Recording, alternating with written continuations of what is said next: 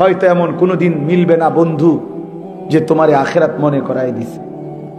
সমবয়সী বন্ধু কোনোদিন বছরের পর বছর তোমার অসভ্যতা চরিত্রহীনতা দেখে কোনোদিন একটাবারও বলল না, কিরে দোস্ত আমরা না মুসলমান, মুসলমান এমন হয় কেমনি?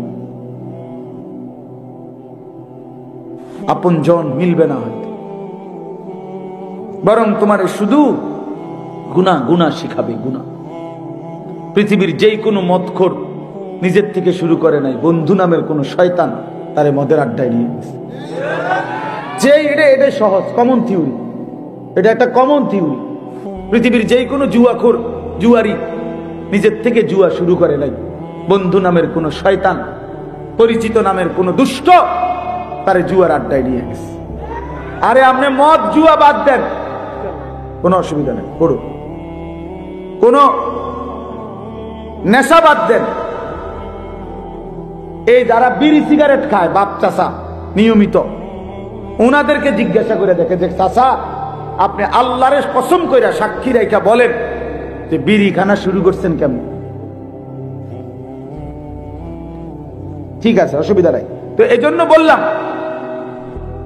আপনি একজন বিড়ি খাওই না মানুষের জিগাইন চাচারে একেবারে হাতে ধরে কইন চাচা আল্লাহ দোহাই করে বলেন কেমনে শুরু করছেন বিড়ি? উনিও বলবে কথা যে আমি নিজের থেকে বিড়ি খাইতাম না প্রথম, আমারে হমাইন না কয়েকজনে বারবার বিরক্ত করতে করতে এক সময় এক টান দুই টান দিতে দিতে এখন আমার অভ্যাস হয়ে গেছে। তার মানে কেহই গুনাহ কবিরা যেগুলা বড় পাপ নিজের থেকে শুরু করে না, কোনো না কোনো সমবয়সী আড্ডা দিতে দিতে একদিন তাকে গুনার মধ্যে জড়ায় দেয়, অসৎ আড্ডায় জড়ায় দেয়। নারীর আড্ডা, জুয়ার আড্ডা, মদের আড্ডা, নেশার আড্ডা, ছবির আড্ডা, অস্থিরতার আড্ডায় মিশায় দেয় ভাইয়া। এজন্য বন্ধু বাপ দয়া করে নিজের ভালো নিজের কল্যাণ আলাদা দেখো। আমি যেই কথাটা মূলত বুঝাইতে চাই, তুমি আলাদা ভাবো, তোমারটা তুমি ভাবো যে আসলে আমারে বলছি, আমারে বলছি, আমারে বলছি। তুমি ইনশাআল্লাহ যদি নিজের জন্য ভাবো বরকত হবে, বরকত হবে, তাইলে দেখবো তুমি আগাইতে পারবে। কোরআন শরীফে আছে হাসরের দিন যার আমল নামা হাতে ডান হাতে দেওয়া হবে সে সবাইকে দেখাবে। একটা মজার জিনিস মনে রাখবেন, প্রত্যেক মানুষকে হাসরের ময়দানে তার পরিচিতদের সাথেই উঠাবে। আমরা কোনো চীনের মানুষের লোক উঠাইত না, বুঝেন নাই কথা? আমার ঘরে কোনো লন্ডনের মানুষের লোক উঠাইত না, প্রত্যেককে তার পরিচিত জনদের কাছে দিয়ে উঠাবে, সাথে দাঁড় করাবে। তো যে আমল নামা ডান হাতে পাবে সে চিৎকার করে বলবে, দেখো বন্ধুরা, পরিবারের সবাই বলবে যে দেখো দেখো ইকরাউ হা উমকরাউ কিতাবিয়া, আমার আমল নামা পড়ে দেখো, আমার নাম দেখো, জান্নাতীদের লিস্টিতে আমার নাম উঠেছে। ডান হাতে যখন পাবে, তখন তাফসিরে আছে ওই বন্ধুরা, পরিচিতরা, আত্মীয় স্বজনরা ওরা জিজ্ঞেস করবে তুমি কেমনে জান্নাতি হইলা? আহা তুমি তো আমগো এলাকাতেই বড় হইলা, তুমি তো দেখলাম আমগো গ্রামে বাজার করতা, আমরার এলাকাতেই দেখতাম তোমারে, তোমার এই কামটা কেমনে বানাই লাইলা? বুঝেন নাই কথাটা? আল্লাহর কসম, কোরআনের আয়াত। ওই ব্যক্তি তখন বলবে ইন্নী জানানতু আন্নী মুলাকিন হিসাবিয়া, বন্ধুরা বাবারা, আমি যদিও আপনাদের সাথে চলতাম ফিরতাম, বাজার করতাম, হাট বাজার চলতাম, কিন্তু আমি দিলের মধ্যে ইয়াকিন রাখতাম এই হিসাবের দিন হবে। এই জন্য আমি বাজারও করছি, নামাজও করছি, ব্যবসাও করেছি, হালালও খেয়েছি, সংসারও করেছি, আল্লাহকেও খেয়াল রাখছি, নামাজ বন্দিগি আল্লাহর হক আদায় করছি। তা আপনি হয়তো আমার বাজারটা দেখছেন, আপনি আমার নামাজ দেখেন নাই। আপনি কেমনে দেখবেন? আপনি তো আমার সাদওয়ানে দেখছেন, এক কাপ চা খাইয়া চলে গেছি, কিন্তু আমি যে নামাজে গেছি, আপনি তো মসজিদে যান নাই, আপনি আমারে দেখবেন কেন? অনেক মানুষ দেখবেন না সাদওয়ানে, অনেক মাঝ বয়সী বুড়া মানুষ সাদওয়ানে বিড়ি খাইতে খাইতে, ভালো মানুষ তো কই না, দেখি তো না। চাচা ভালো মানুষ দেখে না, কারণ চাচা বহুত চিন্তা করে দেখছে পৃথিবীর শেষ ভালো মানুষ উনি, এই বিড়ি খাই না বড়া, এই শেষ পৃথিবীর শেষ ভালো লোকটা, এই যে বড়ার গায়ের থেকে বিড়ির দুর্গন্ধ, বিড়ির গন্ধে যে বেটার কাছে যাওয়া যায় না, এ বেটা এই পৃথিবীর শেষ ভালো মানুষ। কোনো কারণে বাইসেন যদি এই চাচা মারা যায়, পৃথিবী ভালো মানুষের অভাবে কাইতে যাবে। এই জন্য সবাই টিকিট কাইটা 10 টাকা টিকিটে এই ভালো মানুষ শেষবারের মতো চা দোয়ানে ছাইয়ে দেখা দেওয়া দরকার, যে এই যে বিড়ি খাই না বেটা ভালো মানুষ তো হয়, চা দোকানে ভালো মানুষ খুঁজে, গল্পের আড্ডায় খুঁজে, জুয়ার আড্ডায় খুঁজে। না রে বন্ধু, ভালো মানুষ তো ভালো মানুষের জায়গায় থাকে, ইমানদার তো ইমানদারের জায়গায় থাকে। আপনি রাত গভীরে দেখবেন লক্ষ লক্ষ ইমানদার এখনো এই বাংলাদেশে, আলেম ওলামা তোলাবা আউলিয়া বুজুর্গ সাধারণ মুসলমানের মধ্যেও অনেক নেককার মানুষ আছে, রাত গভীরে অন্ধকারে তাহাজ্জুদের সেজদা দিয়ে আল্লাহর বান্দা চোখের পানি ফেলে আল্লাহর জমিন ভাসাইতেছে। আবার অসংখ্য নাফরমান বেঈমানকে দেখবেন একই শহরে, ঢাকা শহরে গেলে দেখবেন আপনি রাতের অন্ধকারে হাজারো আল্লাহর বান্দা সেজদায় কাঁদতেছে। আবার এই ঢাকা শহরে রাতের অন্ধকারে মদের আড্ডা, জুয়ার আড্ডায়, নারীর আড্ডা, জিনার আড্ডায়, ক্লাবে, হোটেলে, বারে, রেস্তোরাঁয় অশ্লীল নাচ গান বেবিচার করছে। হ্যাঁ, এটা মনে রাখতে হবে। এই জন্য আমি অনুরোধ আমার, আমি দয়া করে এটা বুঝাইতে চাইলাম, আমি মেহেরবানি করে এটা বলতে চাইলাম। আল্লাহ নবী সাল্লাল্লাহু আলাইহি সাল্লাম বলেছেন, পিতা মাতার জিম্মাদারি সন্তানের আদব, আইয়ুহসিনা আদাবাহু, তার আদবের দিকে খেয়াল রাখ। কিসের বলেন না কেন? আদব। আর হলো তার উত্তম নাম। কথাটা কেন মনে হয়েছিল? মনে হয়েছিল এই নামটা দেখা, এই হাবির বাড়ি উদ্যোগে এই কথাটা দেখা মূলত মনে হচ্ছে। এতগুলো কথার শুরু কিন্তু এই নাম, এটা অর্থাৎ এইখানে নাম তো হাবির কোনো নাম হইতে পারে না, এটার পুরা নাম হারাই গেছে। এটা যার নামই হোক, ওনার পুরা নামটা কি করে দিছে? হারাই গেছে। হয় হাবিবুর রহমান হবে, হয় হাবিবুল্লাহ হবে, এরকম একটা কিছু তো হবে। তো এটা হাবির বাড়ি কিনা? কথা বুঝছেন নি? কথা এই কথাটার কারণে আমার এটা মনে হচ্ছে, এই এতগুলো কথার শুরু এইটা দেখেই কইছি আমি। হাবির বাড়ি কি? হ্যাঁ, হাবিবুর রহমান, কতটা সুন্দর নাম, হাবিবুর রহমান, আল্লাহর হাবিব। কিন্তু এই যে নাম, এই নাম হচ্ছে, নাম তো আব্দুল খালেক, কিন্তু গ্রামবাসী বানাই দিছে খালেক। আমি ওইভাবে বললাম না, আমি বললে এটা বলাটাও তো, আমি বুঝানোর জন্য বলাটাও তো অন্যায়। মানে আমি ওইভাবে কেমনে বলি এটা, যে আল্লাহর নামকে এইভাবে বিকৃত করে উচ্চারণ করে, এই কথা বলতেও তো সাহসে কুলায় না। কথা বুঝছেন? এইটাই বলাটাই তো কি সাহসে কুলায় না। এ তো আমার মহান মাওলার নাম, আলী আল্লাহর নাম, খালেক, মালিক, রাজ্জাক, সত্তার, আল্লাহর নাম না? তো এই জন্য বললাম, দয়া করে সুন্দর একটা নাম, পুরনো একটা নাম রাখা, বলা, শোনা, কোন আলেমে দ্বীন থেকে জিজ্ঞাসা করে নেওয়া যে হুজুর আমার নামটা সঠিক, সুন্দর, অর্থবহ কিনা। নামের খুব গুরুত্ব। হাদিসের মধ্যে আছে, একের স্পষ্ট হাদিস, আল্লাহ নবী সাল্লাল্লাহু আলাইহি সাল্লাম বলছেন, কোন উম্মত ইমানদার যখন নবীজির উপরে একবার দুরূদ শরীফ পড়ে, আল্লাহর কসম, আল্লাহর ফেরেশতা আছে নির্ধারিত, ওই ফেরেশতা ওই দুরূদ শরীফের হাদিয়াটা নিয়ে মদিনার রওজা পাকে নবী সাল্লাল্লাহু আলাইহি সাল্লামের সামনে আরজ করে বলে, বিইসমিহি ওয়া বিইসমি আবিহি, ওই ব্যক্তির নাম এবং তার বাবার নাম সহ নবী পাকের সামনে ওই দুরূদ শরীফের হাদিয়াটা পেশ করে। গিয়ে বলে, ইয়া রাসূলুল্লাহ, আলী আশরাফের ছেলে আনিসুর রহমান আপনার নামে একবার দুরূদ শরীফ পড়েছে সাল্লাল্লাহু আলাইহি ওয়াসাল্লাম। একবার পড়লাম, এইটাই পৌঁছাবে। এই তো আমার বাবার নামও উচ্চারিত হয়, আমার নামও উচ্চারিত হয় নবী পাকের সামনে। তো সেই নামটা যখন ব্যঙ্গ, বিদ্রুপ, সেই নামটা যখন ভুল, অর্থহীন, তখন নবী সাল্লাল্লাহু আলাইহি ওয়াসাল্লাম তো বলবেন, কষ্ট পাবেন যে উম্মত, আমি তো বলেই আসছি একটি সুন্দর নাম রাখা এটা আমার উম্মতের হক।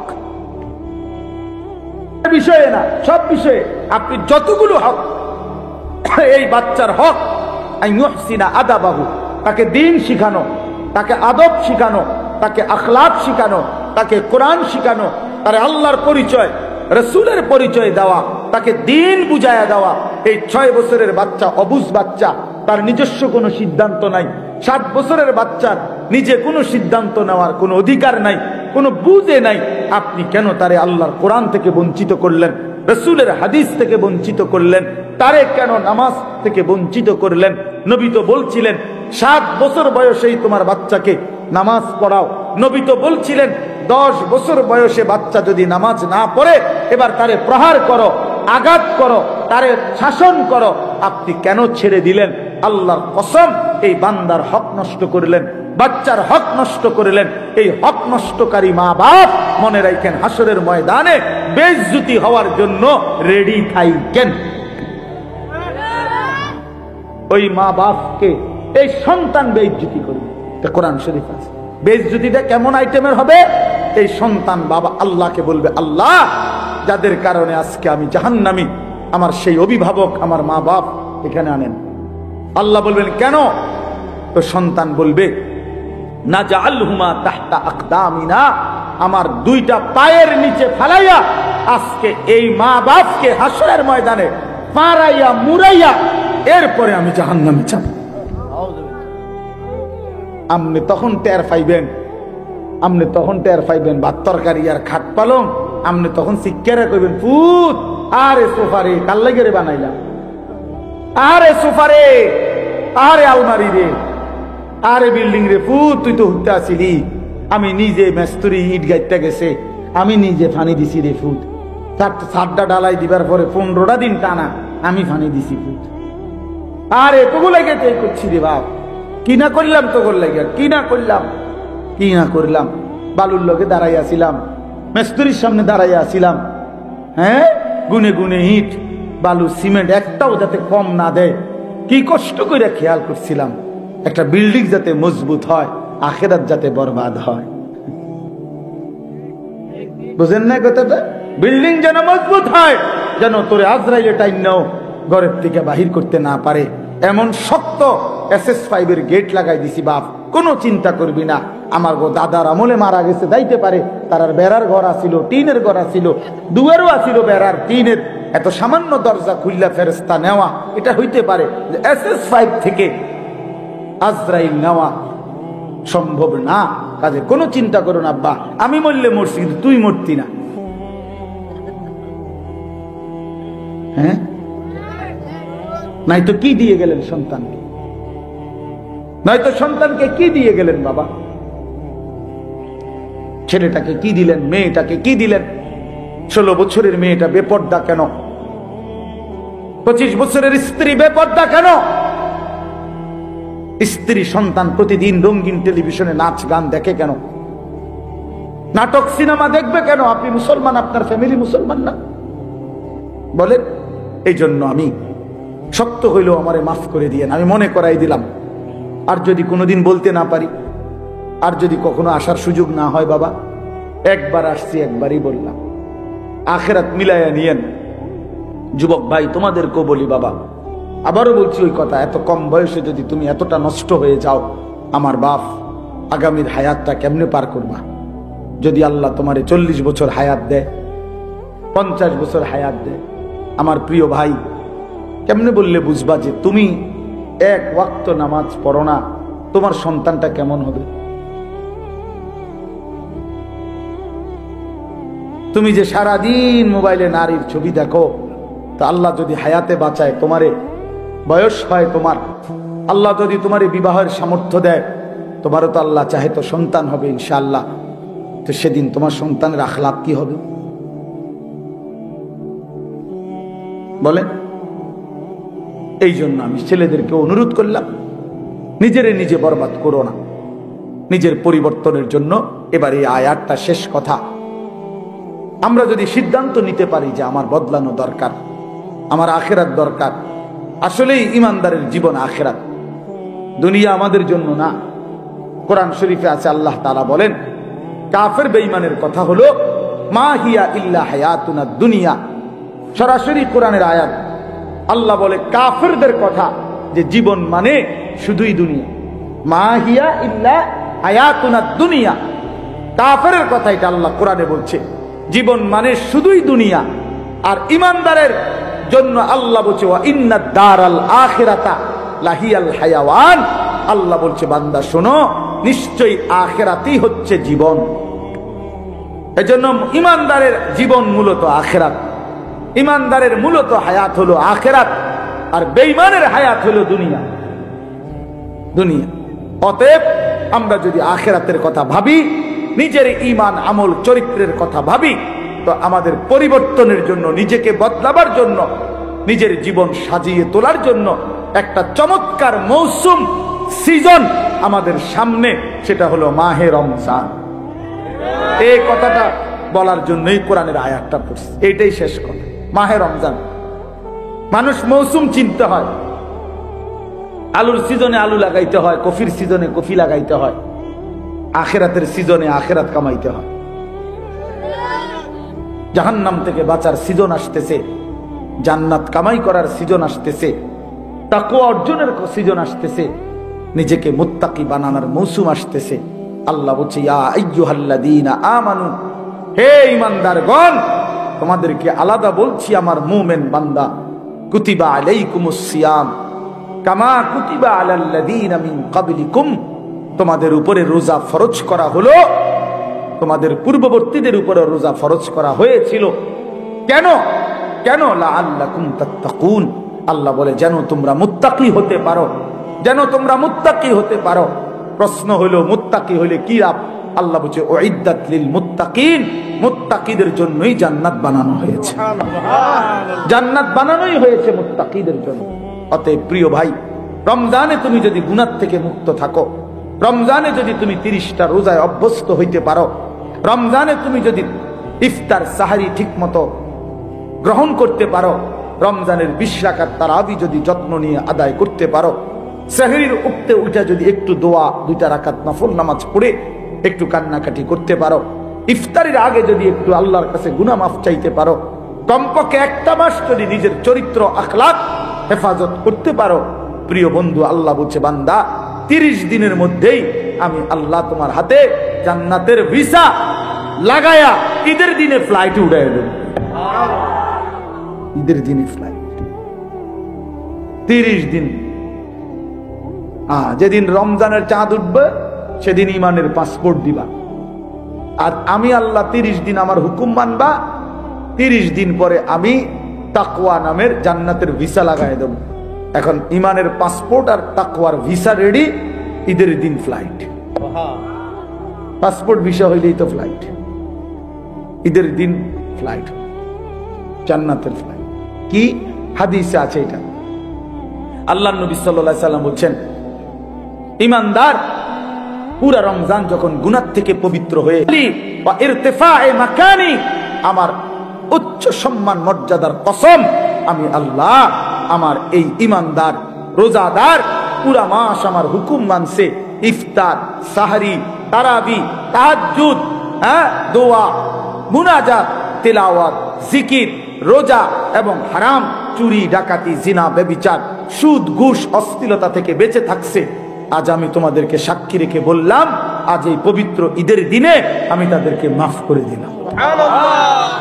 হাদিসে আছে ফেরেশতারা সাথে সাথে ফেরেশতারা তখন ঈদগাহের 2 পাশে দাঁড়িয়ে ঈদের নামাজ পড়তে বান্দা যেখানে যায় তার 2 রাস্তার 2 পাশে দাঁড়িয়ে ফেরেশতারা ডাক দেয়, ইয়া আইয়ুহান নাস, হে লোক সকল শোনো। আমরা ফেরেশতারা নিজ কানে শুনছি, ইন্নাল্লাহা কাদ গাফারা লাকুম, আল্লাহ তোমরে মাফ করে দিয়েছে। ফারজিউ রাশিদিনা ইলা রিহালিকুম, তোমরা এখন খুশি খুশি সন্তুষ্ট চিত্তে তোমাদের ঘরে ফিরে যাও, জান্নাতের বুঝ হয়ে গেছে। এই জন্য রমজান মাস যুবক ছেলেরা বাবা সিদ্ধান্ত নাও, এবারের রমজান আর মাত্র 30-31 দিন।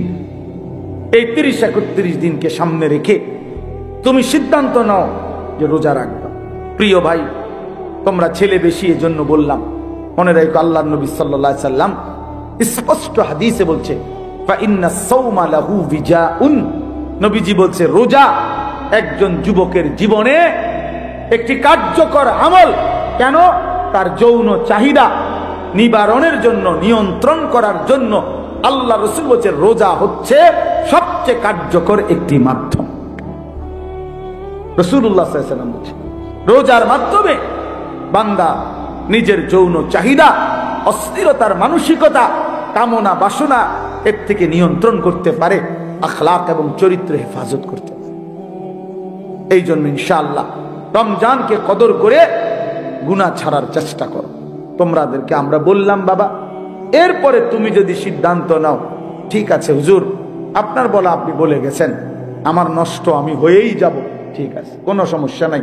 লাস্তা আলাইহিম বিমুসাইতির, কোরআন শরীফে আল্লাহ বলছে নবী আপনি কোনো এমন না যে একেবারে জল্লাদ, অথবা আপনি একেবারে বাধ্য আমনি যে আমনে একেবারে গর্দানের মধ্যে তলোয়ার রাইখা তারে কইতে তুই নামাজ পড়বি নাহলে কল্লা হালাই দিমু। আল্লাহ বলেন না, আপনার এই দায়িত্ব দেই নাই, আপনাকে আমি কি দেই নাই, এই দায়িত্ব দেই নাই। আপনাকে বলছি ইন আলাইকা ইল্লাল বালাগ, আপনি সর্বোচ্চ শক্তি দিয়ে, আন্তরিকতা দিয়ে আপনি পৌঁছিয়ে দেন আমি আল্লাহর হুকুম, আমার কথা, এরপরের ফয়সালা আমি দেব। এই জন্য আমাদেরও দায়িত্ব এটা। আমরা ওয়ারাসাতুল আম্বিয়া, উলামা, আমাদের জিম্মাদারি এটা। নবীকে যেভাবে আল্লাহ বলছেন আমাদেরও দায়িত্ব এটাই। আমাদের সর্বোচ্চ শক্তি, মহব্বত, আবেগ, ভালোবাসা দিয়ে আমরা তোমাদেরকে বললাম। এবার তুমি যদি প্রত্যাখ্যান করো কোনো সমস্যা নেই, তোমার কারণে আমিও আটকাবো না, আমার কারণে তুমিও আটকাবে না। প্রিয় বন্ধু, রাত সবারই শেষ হয়ে যাবে, সুখের রাতও শেষ হয়, দুঃখের রাতও শেষ হয়। তাহাজ্জুদ যে পড়ে রাত্রে তার রাতও ভোর হয়, মদের আড্ডায়, জুয়ার আড্ডায় যে রাত কাটায় তার রাতও ভোর হয়, বাসর রাতও ভোর হয়, ফাঁসির রাতও ভোর হয়। অতএব দুনিয়া কারো জন্য থেমে থাকে না, দুনিয়া কাউকে থাকতে দেয় না। একদিন না একদিন আমি তুমি সে সবাই আমরা কবরে চলে যাব, এটাই নিশ্চিত। অতএব আমরা যেন প্রত্যেকে ইনশাআল্লাহ নিজের ঈমান, আমল, আখলাক, বয়স্ক বাবাদেরকেও বলি বিড়ি সিগারেটের বদভ্যাস ছেড়ে দেন, চা দোকানের আড্ডা ছেড়ে দেন। বিড়ি সিগারেট এই দুর্গন্ধ একেবারে ফোঁসা মানুষের পরিচয়, বেশি ফোঁসা মানুষ। এবার আসলেই কোনো ব্যক্তিত্ব বলতে কিচ্ছু নেই, ব্যক্তিত্ব বলতে। কারণ তার নাতি, ছেলে, বাতিজার বয়সী বাচ্চাদের সামনে নিজেকে একটা ফালতু কাজ থেকে বিরত রাখবে, এতটুকু বুঝ যার মধ্যে নাই। এবার কিতা ওটা প্লাস্টিক ছাড়া কিতা, হয়তো কোনো আকলে নাই, কোনো বুদ্ধি দিমাগে নাই। এই জন্য আমি অনুরোধ করছি বয়স্ক বাবারা, মাঝ বয়সীরা বিড়ি সিগারেট যাদের অভ্যাস ছেড়ে দেন, ছেড়ে দেন। এটা চা দোকানের আড্ডা ছেড়ে দেন, নারী নাচ গান জুয়ার আড্ডা ছেড়ে দেন, অশ্লীলতার আড্ডা ছেড়ে দেন। যেটুকু হায়াত আল্লাহ দিছে বাকি এটুকু তাসবিহ পড়েন, সুবহানাল্লাহ, আলহামদুলিল্লাহ, আল্লাহু আকবার, লা ইলাহা ইল্লাল্লাহ, সুবহানাল্লাহ, আলহামদুলিল্লাহ, আল্লাহু আকবার, লা ইলাহা ইল্লাল্লাহ। এভাবে তাসবিহ পড়েন, দুরূদ শরীফ পড়েন, সাল্লাল্লাহু আলাইহি ওয়াসাল্লাম, সাল্লাল্লাহু আলাইহি ওয়াসাল্লাম, সাল্লাল্লাহু আলাইহি ওয়াসাল্লাম। এভাবে বারবার পড়তে থাকেন। নবীজি বলছেন উম্মত একবার যদি দুরূদ শরীফ পড়ে আল্লাহ পাক 10টা রহমত নাজিল করে, 10টা গুনাহ মাফ করে দেয়। আল্লাহর কাছে ওই বান্দার মর্যাদা 10 গুণ আগের চাইতে বেড়ে যায়। এরপরে পড়তে পারেন আস্তাগফিরুল্লাহ, আস্তাগফিরুল্লাহ, আস্তাগফিরুল্লাহ, আস্তাগফিরুল্লাহ, আস্তাগফিরুল্লাহ, আস্তাগফিরুল্লাহ। আল্লাহর নবী বলেন উম্মত আমি নবী নিষ্পাপ, আমি তো মাসুম, আমি নবীর তো কোনো গুনাহ নাই, তবুও আমি প্রতিদিন কমপক্ষে 100 বার আস্তাগফিরুল্লাহ এই কালেমাটা নিয়মিত পড়তে থাকি। হাদিস এটা, হাদিস এটা।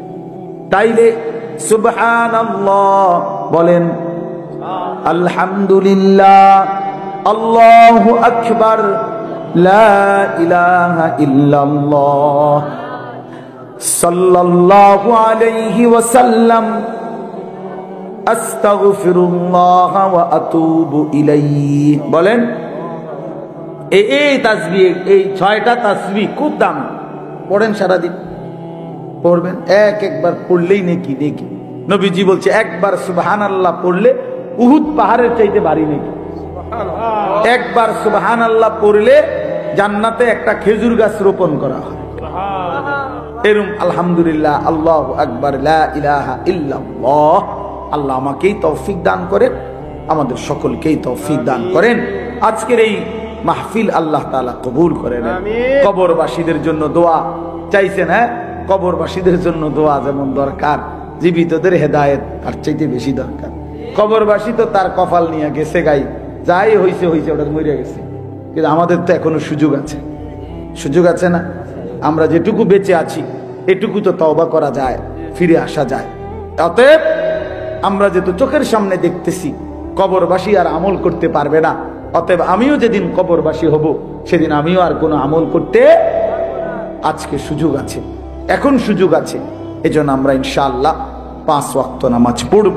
ছেলেরা, বাবারা, পর্দার আড়ালের মা বোনরা, সবাইকে বললাম, মা বোনদের জন্য বিশেষ কথা হলো, মা বোন কেউ যদি শুনে থাকেন, আপনাদের কাছে বলি, যে নারীর পর্দা নাই, যে নারীর ইজ্জতের কদর নাই, যে নারীর সতীত্বের কদর নাই, যে মেয়ে পর্দা করে না, আল্লাহর কসম, বাস্তব কথা হলো, বেহায়া নারী, বেপর্দা নারী, এটা কোনো নারীও না, নারীর জাতও না, এটা কোনো বেডিও না, বেডির জাতও না, এটা প্লাস্টিক, এটা প্লাস্টিক অথবা বালতি অথবা লোডা অথবা বদনা, এমন কিছু হইতে পারে। আর যদি বলে না এটাও না, তো ডাক্তার দেখাইলে বেডি, ডাক্তারের পরীক্ষা জিরা আইয়ের রিপোর্টই নেই, আর কি। এই জন্য নারী তাকেই বলে যে পর্দানশীল। হ্যাঁ, আল্লাহ রাসূল সাল্লাল্লাহু আলাইহি ওয়াসাল্লাম বলছেন, আল মারআতু আওরাতুন, নারী বলে যে নিজেকে পর্দায় রাখে, আড়ালে রাখে, লুকিয়ে রাখে। যার সত্তার ভিতরে, মানে যার অস্তিত্বের ভিতরে, যার রক্তের ভিতরে, যার চামড়ার ভিতরে, যার রক্ত কণিকার ভিতরে পর্দা, হায়া, লজ্জা, নিজেকে লুকিয়ে রাখা, আড়ালে রাখার মানসিকতা মৃত্যু পর্যন্ত বহাল থাকে, তাকেই কেবল নারী বলে। নারীর রক্তে আল্লাহ তাআলা হায়া দিয়েছে, নারীর রক্তে রক্ত হায়া, এটা নাই, ছুটে গেছে যে নারী, ওইটা কোনো আর নাই, ওইটা আর নারী থাকেন, ওইটার মেয়ে থাকেন। এজন্য বন্ধু, ওই নর্তকী কোনোদিন সুখ দেবে না, বেপর্দা নারী সুখ দেয় না, চরিত্রহীন নারী সুখ দেয় না। বিবাহ বহির্ভূত অবৈধ সম্পর্ক যে করে যেই মেয়ে, খোদার কসম আমি বললাম, ছেলেরা, সে যদি কোনোদিন তোমার জীবনে মিলেও সুখ মিলবে না, সুখ মিলবে না, সুখ। অসৎ নারী, চরিত্রহীন নারী, বেপর্দা মেয়ে, বিবাহ বহির্ভূত অবৈধ প্রেম করা মেয়ে, সে জাহান্নামের আগুন ছাড়া আর কিছু জ্বালাবে না। আল্লাহ তাআলা আমাদের ছেলেদেরকে হেফাজত করেন। আমাদের বন্ধু বড় খতরনাক। বন্ধু যদি নষ্ট হয়, বন্ধু যদি চরিত্রহীন হয়, বন্ধু যদি লম্পট হয়, বন্ধু যদি নারীর আসক্ত হয়, বন্ধু যদি মদখোর, নেশাখোর, জুয়ারি হয়, বন্ধু যদি নারীর ছবি আর উলঙ্গ দৃশ্য দেখে অভ্যস্ত হয়, এই বন্ধু নামের জানোয়ার পুরা মহল্লা শেষ করে দিবে, সমবয়সী সব শেষ করে দিবে। সাংঘাতিক। এই জন্য একলা ফিকির করো, আখিরাতের জন্য একা আগাও। তোমার সাথে কেউ আসলে আলহামদুলিল্লাহ, না আসলে বলে আমি একাই, আমি কি একাই। এই সমাজের সব ঘরে টেলিভিশন চলুক, আমি চালাবো না। এই সমাজের সব নাফরমানি করুক, আমি করব না, আমি একাই। আল্লাহর নবী সাল্লাল্লাহু আলাইহি সাল্লাম বলছেন, হযরত হুযায়ফা এই সাহাবীকে বলছেন যে প্রয়োজনে ওয়ালাউ আন তাআদ্দা বিআসলি শাজারাতিন, নবীজি বলেন, শোনো সাহাবী, প্রয়োজনে গাছের শিকড় কামড়াইয়া ধরে রাখবা, তারপরও একা হলেও আল্লাহর দ্বীন ছাড়বা না, দ্বীন ছাড়বা। সাবধান, গোটা পৃথিবী উল্টে যাবে। সব মহিলা ন্যাংটা হোক, আমার বিবি বেপর্দা হবে না, যদি সে আমার বিবি হয়। সাফ হিসাব,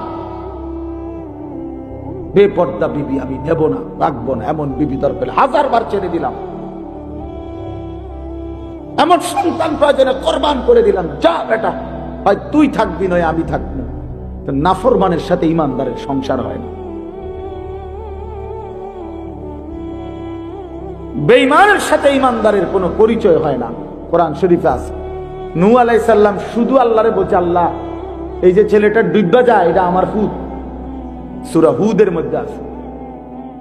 নূহ নবী বলছিল ওই তুফানের সময়, কেনান ফোলাডারে কইছিল কি, এটা আমার ছেলে। আল্লাহ, আল্লাহর কসম বাবা শোনো, এই ছেলে তোমরা শোনো, বেনামাজি নাফরমান শোনো, চেহারা দেখলেই বোঝা যায় কয় পার্সেন্ট নামাজ পড়ো, আমি তো চিনি। আল্লাহ পাক কোরআনে ডাইরেক্ট বলছি, ইয়া নূহ ইন্নাহু লাইসা মিন আহলিক ইন্নাহু আমালুন গায়রু সালেহ। সাবধান হে নূহ, এটা তোমার সন্তান নয়, তোমার পরিবার নয়, বেঈমান ইমানদারের সন্তান হতে পারে না। এ বেআমল, ইন্নাহু আমালুন গায়রু সালেহ, এটা বেআমল সন্তান, এই নাফরমান মুমিনের বাচ্চা হইতে পারে না।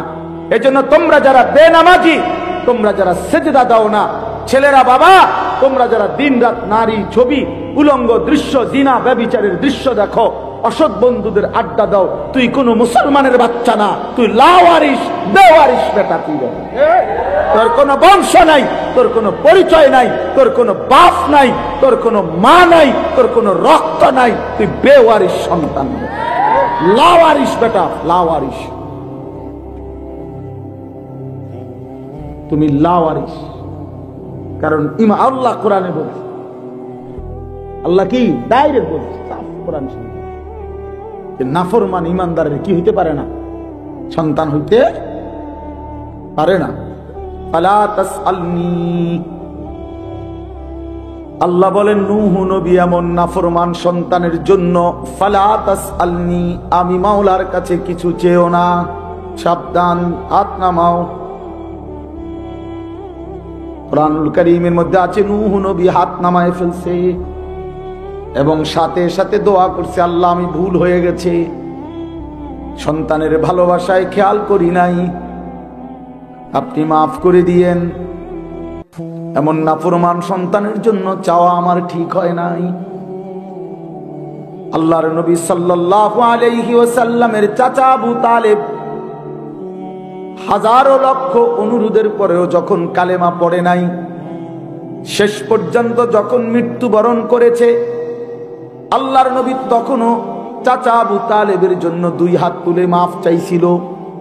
আল্লাহর কসম বন্ধু, কোরআনের আয়াত নাজিল করে আল্লাহ পাক নবীকে কলজার টুকরা বন্ধুকে বলছে, মা কানা লিন নাবিয়্যি ওয়াল্লাযীনা আমানু মাআহু আন ইস্তাগফিরু লিল মুশরিকিনা ওয়ালাউ কানু উলি কুরবা। আল্লাহ বলছে বন্ধু, কোন নবীর জন্য আর নবীর ইমানদার উম্মতের জন্য এই কথার কোনো অনুমতি নাই, চূড়ান্ত নিকট আত্মীয় হলেও কোন মুশরিক বেঈমানের জন্য আমার কাছে মাফ চাওয়া অনুমতি নাই। নামান হাত, নামান, আপনি নামান। খুদ রাসূল সাল্লাল্লাহু আলাইহি সাল্লাম হাত নামায় ফেলছে, আল্লাহ নিষেধ করেছে হাত নামান। কার জন্য দোয়া করলেন, কার জন্য ক্ষমা প্রার্থনা করছেন? অত বেঈমান, অত মুশরিক আবু তালেব, অত বেঈমান। ওয়ালাউ কানু উলি কুরবা, যদিও সে হয় নিকটাত্মীয়, চাচা, মামা, ফুফা, দাদা, খালু, যদিও আপন রক্ত হয়, তবুও কি করা যাবে না? কি বন্ধু, কি মনে করছো আব্বা, কি ভাবছো বাবা? লাওয়ারিস জীবন চালাও, বেওয়ারিস জীবন চালাও। তুমি নিজেকে আলাদা করে দাও যে আমার কোনো বাপ নাই, আমার কোনো মা নাই, আমার কোনো ধর্ম নাই, আমার কোনো আল্লাহ নাই, আমার কোনো রসুল নাই, আমার কোনো বানানেওয়ালা নাই, আমার উপরে কেউ কোনো কর্তৃত্ব করবে এমন কেউ নাই, আমি কারো বিধান মানি না, আমি কারো দিন মানি না, আমি কারো শরীয়ত মানি না, আমি কারো হুকুম মানি না, আমি এক যাযাবর, আমি এক জানোয়ার। আমি এক রাস্তার কুকুর, যেখানে মন চায় খায়, যেখানে মন চায় পেশাব করে, যেখানে মন চায় ঘুমায়, যেখানে মন চায়।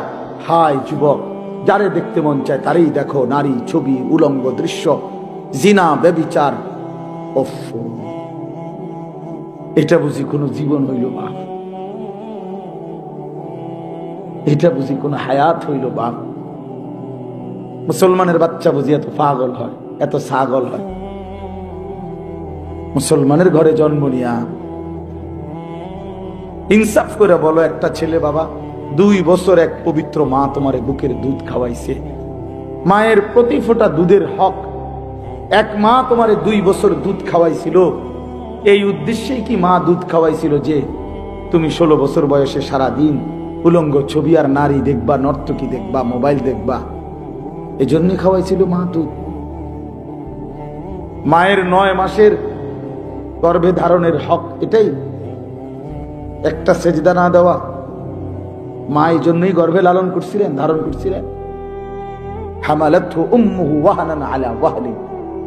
আল্লাহ বলছে, এক একটা মা কষ্টের পর কষ্টের জীবন বাজি রেখে এক সন্তানকে প্রসব করে নেয়, সন্তানকে প্রসব করে। তো সে মা এই জন্য দুধ পান করাইছিল, এই জন্য মা গর্ভে ধারণ করছিল।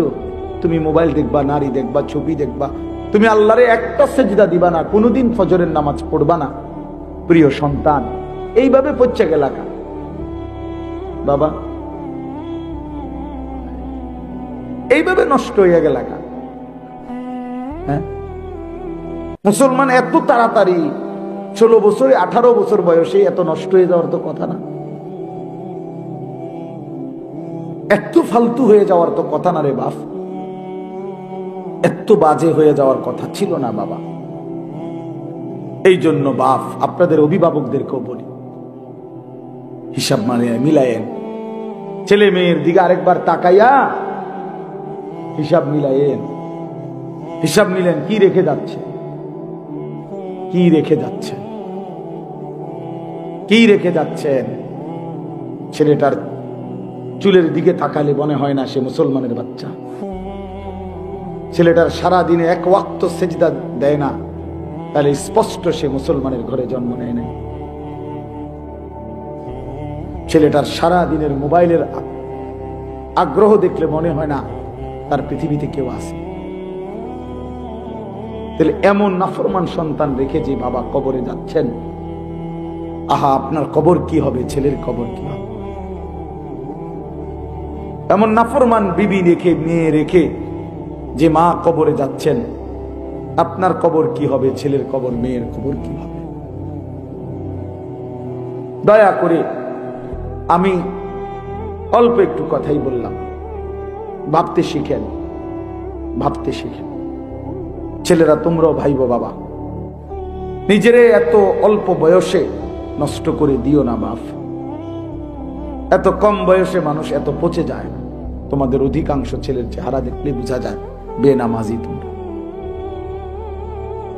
চেহারাটা দেখলেই বোঝা যায় বাপ। চেহারার মধ্যে কোনো দয়া মায়া আদর সোহাগ বলতে কিচ্ছু,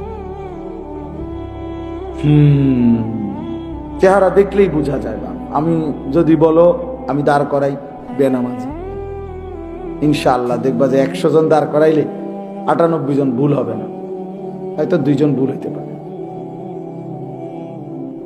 অসভ্যরে দেখলেই চিনা যায়, নির্লজ্জ বিহায়া আল্লাহর দুশমন সেজদাবিহীন ইবলিস চিনাই যায়। যে সেজদা দেয় না সে ইবলিস, শয়তান। কোরআন শরীফ বলছে, আল্লাহ বলছে, ইবলিস তুই সেজদা দিলি না, আজকের থেকে তুই শয়তান। কি এর আগে কি ইবলিসকে শয়তান বলতো? আপনারাও বুঝবেন এটা একটা, সবাই ইবলিস রে যেদিন কি দেয় নাই, এর আগে তো সে কি ছিল না, এর আগে তার পরিচয় ছিল মুআল্লিমুল মালাইকা, ফেরেশতাদের শিক্ষক। যেদিন সেজদা দেয় নাই সেদিন থেকে আল্লাহ বলছে আজকের থেকে তুই শয়তান, আজকের থেকে তুই রাজিম, ফখরুজ ফাইন্নাকা রাজিম, আজকের থেকে তুই রাজিম, অভিশপ্ত, অভিশপ্ত, অভিশপ্ত, অভিশপ্ত। ওয়া ইন্না আলাইকা লানাতা ইলা ইয়াউমিদ্দিন। আল্লাহ বলছে আজকের থেকে ইবলিস সেজদা দিলি না, আজকের থেকে কিয়ামত পর্যন্ত তোর উপরে আল্লাহর লানত লানত লানত লানত লানত, তোর উপরে খোদার গজব, খোদার গজব, আল্লাহর লানত, আল্লাহর লানত তোর। ইবলিসকে আল্লাহ বলছে একটা সেজদা দেয় নাই, একটা সেজদা। কয়টা সেজদা? আজকে ফজরের নামাজ যার ছুটে গেছে, তুমি 8টা সেজদা দাও না। 4 রাকাত নামাজে 8টা সেজদা। আজকের জোহরের নামাজ যার ছুটে গেছে, 12 রাকাত নামাজে অথবা 10 রাকাতই হোক, তাইলে তুমি 40টা সেজদা দাও। আজকের আসরের নামাজ ছুটে গেছে যার, কমপক্ষে 4 রাকাত ফরজের 8টা সেজদা তুমি দাও নাই। আজকের মাগরিবের নামাজ ছুটে গেছে যার, 5 রাকাত 3 2 5-এ 10টা সেজদা তোমার ছুটে গেছে। আজকের এশার নামাজ যারা পড়ো নাই, কমপক্ষে 9 রাকাত নামাজে 18টা সেজদা ছুটে গেছে। তাহলে প্রিয় ভাই আমার, একদিনে কতটা সেজদা ছুটে গেছে? তো একটি সেজদার কারণে যদি আল্লাহ কোরআনে বলছে ওয়া ইন্না আলাইকাল লানাতা ইলা ইয়াউমিদ্দিন, তোমার উপরে কিয়ামত পর্যন্ত আমি আল্লাহর লানত, তাহলে আজকের এতগুলো সেজদা ছুটে গেলে তোমার উপরে কি পরিমাণ লানত বলো বাবা। শেষ পর্যন্ত দুনিয়া কি ভোগ করছো? সংসারের মা বাবা এ সামান্য যে একটু তরি তরকারি রান্ধে, এই ছাড়া আহামরি দুনিয়া কি খাইছো বাপ? যতগুলো নারী দেখলা, ছবি দেখলা, উলঙ্গ দৃশ্য দেখলা বাবা, জিনা ব্যভিচারের দৃশ্য দেখলা, শেষ পর্যন্ত অর্জন কি? ছুঁয়েও দেখলা না, ধরেও দেখলা না, এক প্লাস্টিক দেখে দেখে, এক ছবি দেখে দেখে, আহা এমন সুন্দর নিজের হায়াত, ওইটা ছবি, তুমি আসল, তুমি কোনো ছবি না, তুমি হলে আস্থা মানুষ। বোঝেন না কথাটা? মোবাইলের টানা ছবি, আমি কি ছবি? আমি তো কি মানুষ। তাহলে হয়তো তার নষ্ট হয় নাই, কিন্তু আমি তো নষ্ট হয়ে গেলাম। ছবি দেখে দেখে আমি নষ্ট হয়ে গেলাম। এর চাইতে বড় আফসোস যে ছায়া দেখে দেখে আহা আমি শেষ। এই মোবাইলের এগুলোর তো ছায়া ছবি বলে, ছবির ছায়া, ছবিও না। প্রথমে তো হইলো আসল বেডিরা, 2 নম্বরে হইলো বেডির ছবি, তো ছবিও না, ছবির ছায়া। এই জন্য এটারে কয় ছায়া ছবি, ছবির ছায়া। তো এক ছায়া দেখে দেখে আহা আমি জিন্দেগি শেষ করে দিলাম, শরীরও নষ্ট করে ফেললাম, আখিরাত বরবাদ করে দিলাম। এর চাইতে বোকা, আহাম্মক, বেওকুফ, পাগল, মাতাল, তার সিরা আর কে হইতে পারে?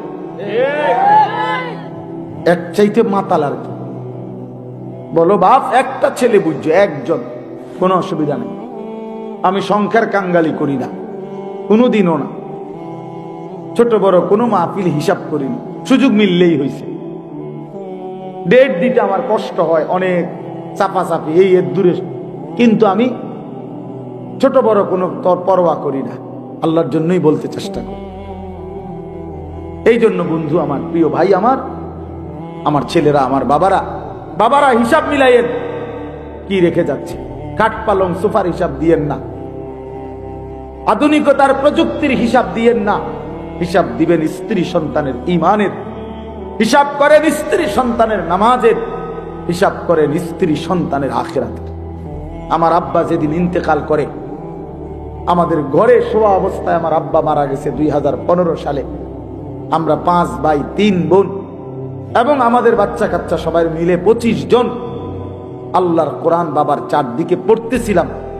আব্বা তখন নিঃশ্বাস টানতেছে, শেষ অবস্থা আমরা বুঝতেছিলাম যে আব্বা আর বেশিক্ষণ থাকবে না।